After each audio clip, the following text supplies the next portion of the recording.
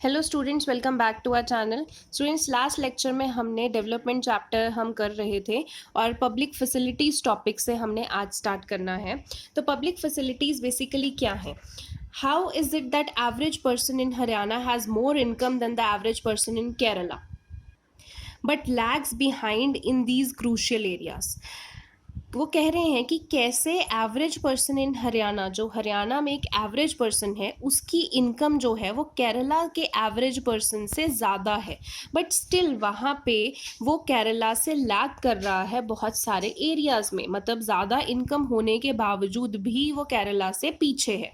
The reason is money in your pocket can not buy all the goods and services that you may need to live well. The reason ये है कि जो पैसा आपकी pocket में है उससे आप ज़रूरी नहीं है कि सारी गुड्स एंड सर्विसेज खरीद सकें जो आपको अच्छी ज़िंदगी जीने के लिए चाहिए। So income by itself is not a complete adequate indicator of the material goods and services that citizens are able to use. तो इनकम की ही अगर सिर्फ हम बात करें तो इतना एडिक्वेट नहीं है, इतना सफिशेंट नहीं है कि हम वो सारे मटीरियल गुड्स एंड सर्विसेज खरीद सकें जो हम यूज़ भी करें। For example, normally your money cannot buy you a pollution-free environment or ensure that you get an unadulterated medicines unless you can afford to shift to a community that already has these things. अब वो कह रहे हैं कि example से समझा रहे हैं कि जैसे पैसा है, पैसे से आप पॉल्यूशन फ्री इन्वायरमेंट तो नहीं खरीद सकते हैं। आपके पास जितना भी पैसा है, आप जिस इन्वायरमेंट में बाकी लोग रह रहे हैं आपको भी उसी इन्वायरमेंट में रहना है। पैसे से आप बिना मिलावट वाली मेडिसिन खरीदें, ये ज़रूरी नहीं है। शायद आप ज़्यादा पैसे भी पे करें और आपको मिलावट वाली मेडिसिन मिल जाए। ये सब कुछ जो है वो पैसा होने से पूरा आपको सेटिस्फैक्ट्री चीज़ें मिलेंगी नहीं मिलेंगी वो ज़रूरी नहीं है। Money may also not be able to protect you from infectious diseases unless the whole of your community take preventive steps. तो सिर्फ पैसे होने की वजह से आप इन्फेक्शियस डिजीजेस से नहीं बच सकते हैं। इसका बहुत लेटेस्ट एग्जाम्पल है जो हम आजकल अपनी लाइफ जी रहे हैं, कोरोना वायरस से गुजर रहे हैं। तो यहाँ पे ऐसा तो नहीं है कि कोरोना वायरस सिर्फ गरीब लोगों को अटैक कर रहा है। कोरोना वायरस के लिए कोई गरीब कोई अमीर नहीं है। तो जिसके पास पैसा है वो भी इससे सफ़र कर रहा है, जिसके पास नहीं है वो भी इससे सफ़र कर रहा है। तो ये सब कुछ तभी हो सकता है जब एज ए कम्युनिटी हम प्रिवेंटिव स्टेप्स नहीं लेते। तब तक इन्फेक्शियस डिजीजेस से बचने के लिए पैसा भी कोई हेल्प नहीं कर सकता। Actually for many of the important things in the life the best also the cheapest way is to provide these goods and services collectively. Just think, will it be cheaper to have a collective security for whole locality और each house to have its own security man? अब वो कह रहे हैं कि अगर हमें collectively secure अच्छी चीज़ें चाहिए तो हमें कलेक्टिवली काम करना पड़ेगा रादर देन एक एक इंसान के लिए। मतलब एक पूरी सोसाइटी के लिए अगर हम सिक्योरिटी लें तो वो ज़्यादा सस्ता पड़ेगा, चीप पड़ेगा, या फिर हम हर एक घर के लिए सिक्योरिटी लें तो वो ज़्यादा चीप पड़ेगा। ऑब्वियसली एक पूरी सोसाइटी के लिए सिक्योरिटी लेंगे तो वो ज़्यादा सस्ता पड़ेगा। What if no one other than you in your village और locality is interested in studying? Would you be able to study? Not unless your parents could afford to send you to some private school elsewhere. अब आप सोच के देखो कि आपके village, आपके locality आसपास कोई इंटरेस्टेड ही नहीं है पढ़ने के, आपको कोई इनकरेज ही नहीं कर रहा, कोई बोल ही नहीं रहा कि आपको पढ़ना लिखना चाहिए, तो क्या आप पढ़ोगे? सिर्फ तब आप पढ़ सकते हो अगर आपके पेरेंट्स इतनी हिम्मत करें कि आपको दूर किसी प्राइवेट स्कूल में भेज दें, वो आपको फोर्स करें। तब तक आप नहीं पढ़ोगे जब तक आप सोसाइटी के उस पर डिपेंडेंट रहोगे। So you are actually able to study because many other children also want to study, and because many people believe that government should open schools and other provide facilities so that all the children have the chance to study. तो actually हम तब पढ़ते हैं जब हमारे आसपास के बच्चे भी पढ़ना चाहते हैं। तो इसीलिए गवर्नमेंट जो है, गवर्नमेंट ओपन स्कूल्स बनाती है, फैसिलिटीज़ देती है ताकि हर एक बच्चे को पढ़ने का चांस मिले। Even now in many areas children, particularly girls, are not able to go to the high school because the government society has not provided adequate facilities. आज की डेट में भी बहुत सारे एरिया ऐसे हैं जहाँ पे बच्चे, खासकर अगर हम गर्ल्स की बात करें, तो वो स्कूल्स नहीं जा पाती हैं क्योंकि गवर्नमेंट ने उनके लिए वो फैसिलिटीज़ नहीं बनाई हैं। Kerala has a low infant mortality rate because it has adequate provision of basic health and educational facilities. हमने लास्ट लेक्चर में पढ़ा था कि केरला का इन्फैंट मोर्टालिटी रेट बहुत कम है, मतलब 1 साल से कम बच्चे जिनकी डेथ हो जाती है, वहाँ पे बहुत कम बच्चे हैं जिनकी डेथ होती है। ज़्यादातर बच्चे अच्छी हेल्दी लाइफ जीते हैं। क्यों है ऐसा केरला में? क्योंकि वहाँ पे basic health and educational facilities अच्छे से गवर्नमेंट ने प्रोवाइड की हैं। Similarly in some states the public distribution system functions well. कुछ स्टेट्स ऐसी होती हैं जिसमें पीडीएस पब्लिक डिस्ट्रीब्यूशन सिस्टम अच्छे से काम करता है। पब्लिक डिस्ट्रीब्यूशन सिस्टम मतलब जो आपके आसपास के एरियाज में बिलो पॉवर्टी लाइन के लिए जो राशन शॉप्स खुलती हैं, जहाँ पे उनको राशन बहुत ही सस्ते में मिलता है, तो वो पब्लिक डिस्ट्रीब्यूशन सिस्टम बहुत अच्छे से काम करता है।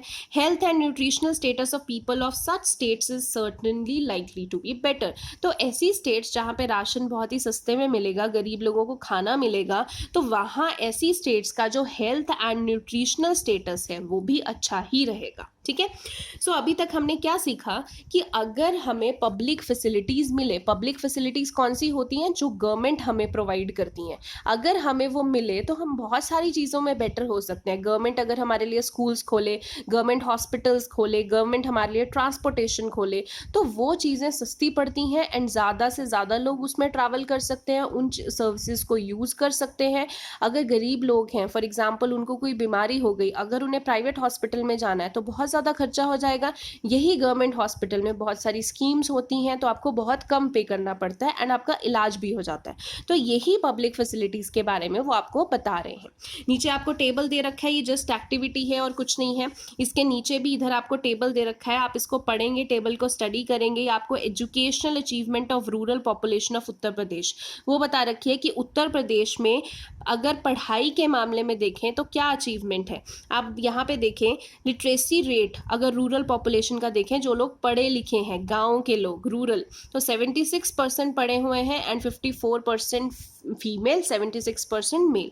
अगर लिटरेसी रेट गांव के लोगों का देखें जिनमें बच्चे हैं 10 to 14 ईयर्स की एज में, तो मेल 90% बच्चे पढ़ते हैं, फीमेल 87%। ये कहाँ की बात कर रहे हैं? उत्तर प्रदेश की। परसेंटेज ऑफ रूरल चिल्ड्रन जो 10 to 14 ईयर्स की एज में हैं, जो कि स्कूल जाते हैं, ये वो वाले बच्चे हैं जो 10 to 14 ईयर्स की एज ग्रुप में आते हैं। तो 90% मेल आते हैं, 87% फीमेल आते हैं।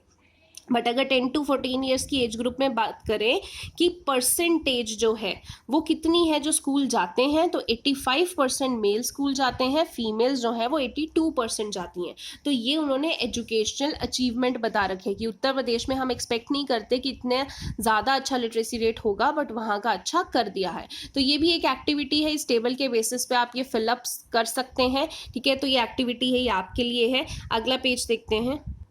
नेक्स्ट जो एक्टिविटी 3 दी हुई है वो बेसिकली बॉडी मास इंडेक्स पे है। तो एक बार मैं आपको एक्टिविटी समझा देती हूँ क्योंकि ये क्वेश्चन बॉडी मास इंडेक्स के रिलेटेड आ जाता है। One way to find out if we are properly nourished is to calculate what nutrition scientist call body mass index. अगर हमें चेक करना है कि हम प्रॉपरली नरिश्ड हैं, हमारे पास न्यूट्रिशन है, तो साइंटिस्ट ने एक पैरामीटर बनाया है जिसको हम बॉडी मास इंडेक्स बोलते हैं, BMI। हम उससे चेक कर सकते हैं। This is easy to calculate. Easy है कैलकुलेट करने का। कैसे करेंगे इसको? Let each student in the class find out his और her height and weight. Take the weight of each students in kgs, then the height by drawing up the scale on the wall and measuring accurately with the head straight. हमने क्या करना है, हर एक बच्चे का class में wait और height note करनी है। जो वेट है वो हमने kgs में नोट करना है, और जो हाइट है वो कैसे नोट करनी है, जैसे इस फिगर में दिखा रखा है, ये दीवार के साथ उन्होंने स्केल लगा रखा है और बच्चे को खड़ा देना है बिल्कुल हेड स्ट्रेट करके, फिर उस स्केल से हमने मेजर करनी है उसकी height. Convert the height recorded in centimetres into metres. हमने जो हाइट है वो मीटर्स में रिकॉर्ड करनी है। Divide the weight in the kg by the square of the height. तो वेट जो है kgs में वो हाइट के स्क्वायर से, मतलब फॉर्मूला क्या होगा कि जो वेट है उसको हाइट के स्क्वायर से हमने डिवाइड कर देना। ठीक है, इससे आपका क्या निकलेगा? BMI निकलेगा, बॉडी मास इंडेक्स निकलेगा। ठीक है, so the number you get is called the BMI। जब आप वेट को हाइट के स्क्वायर से डिवाइड करेंगे तो जो आपके पास नंबर आएगा वो आपका BMI है। अब BMI आ गया, आपको कैसे पता लगेगा कि आप कौन से न्यूट्रिशन लेवल पे हो? Look at the BMI for age tables given on the pages 90-91. A student's BMI could be within normal range or less than underweight or more obesity ये आपको दे रखा है कि अगर आप ये 1991 पेज पे अगर आप देखेंगे तो वहाँ पे आपको BMI का पूरा टेबल दे रखा है। उस टेबल से आप क्या पता कर सकते हैं कि क्या आप अंडरवेट हैं या फिर आप ओवरवेट हैं, जिसको हम बोलते हैं ओबीज हैं, या फिर आप नॉर्मल कैटेगरी में आते हैं, मतलब आपका वेट आपकी हाइट के हिसाब से ठीक है। For example, a girl student is 14 years and 8 months old, उसका BMI 15.2 आया, ठीक है। अगर उसका BMI 15.2 आया तो उसको हम अंडर नरिश्ड बोलते हैं। Similarly, if the BMI of the boy aged 15 year and 6 month is 28, अगर किसी का BMI 28 आया तो हम उसको ओवरवेट बोलते हैं, ठीक है। अब इसका आपको कैसे पता लगेगा हम अंडरवेट हैं या ओवरवेट हैं? देखो, लेस देन 18 अगर आपका BMI आता है तो आप अंडरवेट हैं, अंडर वेट कह सकते हो, अंडर नरिश्ड कह सकते हो। अगर आपका BMI 25 से ज़्यादा आता है तो आप ओवरवेट हो या ओबीज जिसे हम कहते हैं, तो आप ये हो। अगर आपका BMI 18 to 25 के बीच में आता है देन यू आर फाइन, ठीक है। तो ये BMI पे आपको क्वेश्चन आ जाता है। आपके स्कूल्स में भी अभी नहीं नोट करेंगे, जब 18 ईयर्स ऑफ अबव हो जाते हैं तो तब आपके ये जो BMI है वो कैलकुलेट कर सकते हैं। साथ में एक जो टेबल दे रखा है उसमें आपको ह्यूमन डेवलपमेंट रिपोर्ट भी बता रखी है, ये भी मैं आपको बता देती हूँ। Once it is realise that even though the level of the income is important yet it is an inadequate measure of the level of development, we begin to think of the other criteria. अब वो कहते हैं कि हालांकि हमने मान लिया कि इनकम का लेवल होना ज़रूरी है, वो हमें जानना ज़रूरी है, बट स्टिल ये एक इनएडिक्वेट मेजर है कि हम कैलकुलेट करें कि इनकम के बेसिस पे ही डेवलपमेंट होगी या नहीं होगी। डेवलपमेंट को काउंट करने के लिए हमारे पास और भी मेजर्स हैं।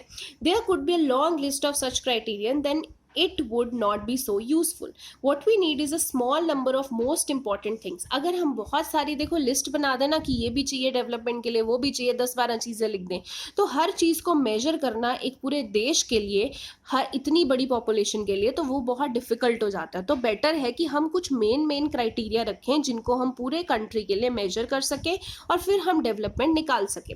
Health and education indicators such as the ones we used in comparison of Kerala and Haryana are among them. जैसे हमने हेल्थ एंड एजुकेशन का पैरामीटर देखा केरला और हरियाणा में, फिर हमने देखा कि कौन डेवलप्ड है। ओवर द पास्ट डेकेड और so health and education indicators have come to a widely used along with the income as the measure of development. बहुत सारे सालों से हम हेल्थ एंड एजुकेशन का पैरामीटर यूज करते आ रहे हैं डेवलपमेंट को मेजर करने के लिए। फॉर एग्जाम्पल जैसे ह्यूमन डेवलपमेंट रिपोर्ट, जिसको हम HDR बोलते हैं, पब्लिश्ड बाय UNDP। UNDP की फुल फॉर्म है United Nations development programme.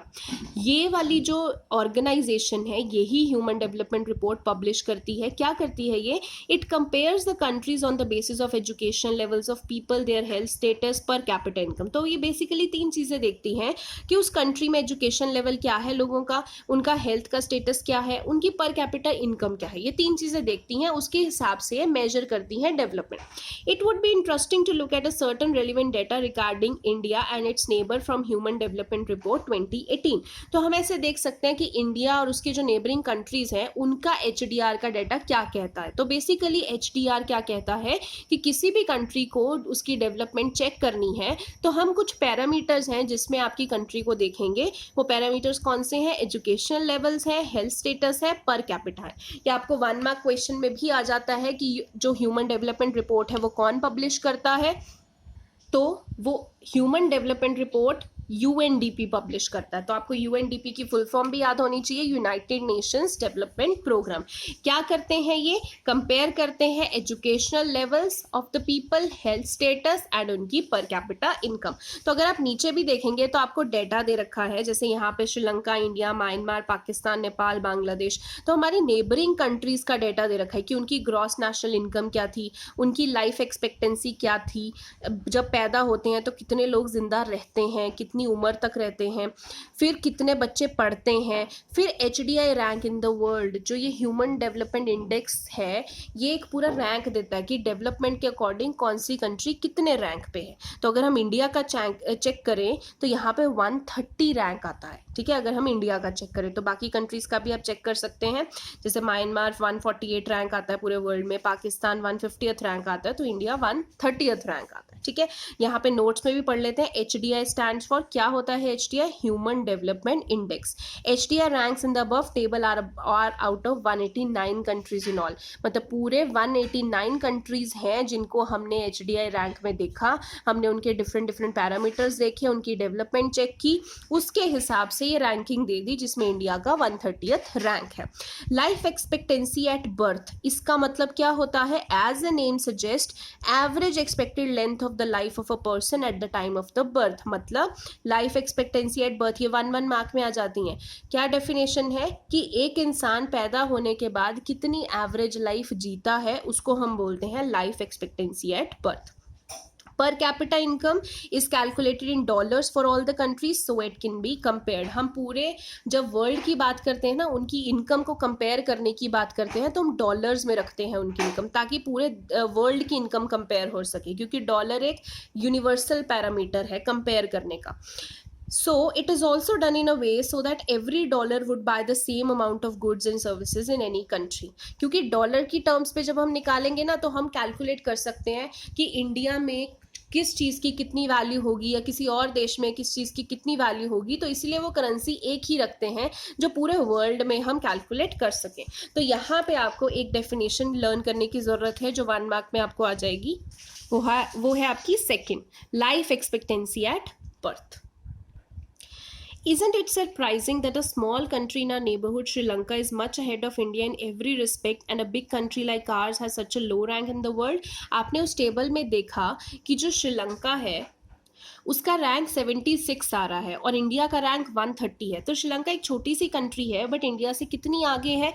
1.6 shows that though Nepal and Bangladesh have low per capita income than that of India, yet they are better than in India in life expectancy. तो आप उस table में देख सकते हैं कि Bangladesh and Nepal, हालांकि हमारी दोनों की जो इन दोनों की इनकम जो है वो हमारे इंडिया से बहुत कम आती है, बट फिर भी लाइफ एक्सपेक्टेंसी की बात करें, मतलब एवरेज जो लाइफ है जो इस देश में लोग जीते हैं वो हमारे इंडिया से ज़्यादा जीते हैं। तो ये हैरानी करने वाली बात है। Many improvements have been suggested in calculating HDI and many new components have been added to Human Development Report, but by prefixing human to development, it has made it very clear that what is important in development is what is happening to the citizens of the country. It is people, their health, their well-being that is most important. अब देखो, जब भी हम calculate करते हैं तो अगर rank आगे पीछे भी आ रहे हैं, बांग्लादेश एंड नेपाल हमसे पीछे है, इंडिया आगे है, but still Bangladesh and Nepal हमसे लाइफ एक्सपेक्टेंसी में तो आगे है, हमसे पर कैपिटा इनकम में पीछे है। तो देखा जाए तो HDI कुछ एक स्टैंडर्ड नहीं बता पाती है कि आपका डेवलपमेंट का लेवल यही है, क्योंकि बहुत सारे पैरामीटर्स हैं जिनको हम मेजर कर रहे हैं, बट बेसिक पैरामीटर्स जो हम देखें वो वही रहेंगे कि आपके हेल्थ कैसी है, आपकी वेलबींग कैसी है, आपके लोग कैसी सी लाइफ जी रहे हैं। हम जनरली देखें तो इसी से हम डेवलपमेंट मेजर कर सकते हैं। Do you think there are certain other aspect that should be considered in measuring development? ये आपसे क्वेश्चन पूछा गया कि क्या कोई और भी एस्पेक्ट हो सकते हैं जिससे हम ह्यूमन डेवलपमेंट की को मेजर कर सकें, हम ह्यूमंस किस तरीके से डेवलप होते हैं, तो वो आप एस्पेक्ट खुद सोच सकते हो। ठीक है, अगला आपका टॉपिक है सस्टेनेबिलिटी ऑफ अ डेवलपमेंट। इसके लिए भी आपको 1 मार्क का क्वेश्चन आ जाता है कि सस्टेनेबिलिटी ऑफ डेवलपमेंट का मतलब क्या है। देखो, suppose for the present that a particular country is quite developed, we would like certainly like this level of development to go further और least be maintain for future generations. This is obviously desirable. अब देखो, आज की date में हम देखें कोई country बहुत अच्छे से डेवलप हो रखी है, तो हम यही सोचेंगे कि ये कंट्री डेवलपमेंट के मामले में या तो और आगे चले जाए या एटलीस्ट जितनी डेवलप्ड है उतनी ही डेवलप्ड रहे फ्यूचर जनरेशंस के लिए। However, since the second half of the 20th century, a number of scientists have been warning that this present type and the levels of development are not stable. But problem क्या है कि बहुत सालों से जो scientist है वो हमें वार्न कर रहे हैं कि जो डेवलपमेंट में अभी हम जी रहे हैं वो फ्यूचर में फ्यूचर जनरेशंस के लिए वो डेवलपमेंट रह नहीं पाएगी, तो सस्टेनेबल नहीं होगी। सस्टेनेबिलिटी का बेसिकली मतलब ही यही है कि आज तो हम वो फैसिलिटीज़ इंजॉय कर रहे हैं, आज हमारे पास abundance अबंडेंस में पानी है, हमारे पास अच्छी हवा है सांस लेने के लिए, हमारे पास मिनरल्स हैं, बट क्या फ्यूचर में यही हवा, यही पानी, यही मिनरल्स हमारी फ्यूचर जनरेशन के लिए बचे रहेंगे? तो वो साइंटिस्ट हमें वार्न कर रहे हैं कि जिस हिसाब से हम यूज़ कर रहे हैं तो वो चीज़ें सस्टेनेबल नहीं है। लिखा हुआ है ना, we have not inherited the world from our forefathers, we have borrowed it from our children. अब क्या है कि जो हम, ये बहुत ही इंटरेस्टिंग स्टेटमेंट है कि हमने जो ये वर्ल्ड है ना, ये दुनिया हमारे पूर्वजों से नहीं हमें मिली है, ये हम अपने बच्चों से बोरो कर रहे हैं, उधार ले रहे हैं, क्योंकि हम आज की डेट में वो चीज़ें भी यूज़ कर रहे हैं जो शायद हमारे बच्चों के लिए फ्यूचर में बची होनी चाहिए, बट उनके लिए बची नहीं रहेगी, हम उसको यूज़ कर लेंगे। तो ये बहुत ही बुरी बात है कि हमारे जो रिसोर्सेज हैं वो सस्टेनेबल नहीं है। इसको एग्जाम्पल से भी समझाया गया है, जैसे ग्राउंड वाटर इन इंडिया। हमारे इंडिया में जो ग्राउंड वाटर है, जो बिल्कुल नीचे से आता है, जो कि नेचुरल सोर्स है, recent evidence suggests that the groundwater is under serious threat of overuse in many parts of the country. Recent एक सर्वे की गई थी, उसमें पता लगा कि इंडिया का जो ग्राउंड वाटर है वो बहुत कम हो चुका है, बहुत नीचे जा चुका है कंट्री के बहुत सारे पार्ट्स में। Above 300 districts have reported a water level decline of over 4 metres during the past 20 years. मतलब 300 डिस्ट्रिक्ट से ऊपर के लोगों ने बता दिया है कि वाटर जो है वो 4 मीटर के ऊपर से, मतलब उतना डिक्लाइन हो चुका है, 4 मीटर डिक्लाइन हो चुका है पिछले 20 सालों में। Nearly 1/3 of the country is over using the ground water resource. मतलब कंट्री के 1/3 लोग तो अपने ग्राउंड वाटर रिजर्व्स को ओवर यूज कर रहे हैं। Another 25 years में 60% of the country would be doing the same if the present way of using this resource continues। अगर हम 60 सालों की बात करें तो 60% लोग ऐसे होंगे जो कि इसी रिसोर्स को यूज करते रहेंगे। Groundwater overuse is particularly found in the agriculturally prosperous regions of the Punjab and Western UP, hard rock plateau areas of Central and South India, some coastal areas and rapidly growing urban settlements। अब ground water इतना use कहाँ पे होता है? खासकर वो areas जहाँ पे एग्रीकल्चर बहुत होता है, क्योंकि वहीं के लोग ग्राउंड वाटर ज़्यादा यूज़ करते हैं, जैसे कि Punjab, western UP and coastal areas, urban settlements, यहीं पे ग्राउंड वाटर ज़्यादा यूज़ होता है। तो बेसिकली क्या है कि अगर हम इतना ग्राउंड वाटर यूज करते रहेंगे तो लेवल तो ऑलरेडी नीचे जा ही चुका है, कुछ टाइम पे शायद हमें ग्राउंड से पानी मिले ही ना, तो बिल्कुल फ्यूचर जनरेशन के लिए तो वो एग्जॉस्ट हो जाएगा ना। तो ग्राउंड वाटर किसकी एग्जांपल है? सस्टेनेबल डेवलपमेंट की। तो जब भी आपको पूछा जाए कि सस्टेनेबल डेवलपमेंट क्या होती है, तो बेसिकली सस्टेनेबल डेवलपमेंट ये है कि आप अपने रिसोर्सेज को यूज तो करिए, बट उसको फ्यूचर जनरेशन के लिए बचा के भी रखिए। इसका एग्जाम्पल आप दे सकते हैं ग्राउंड वाटर।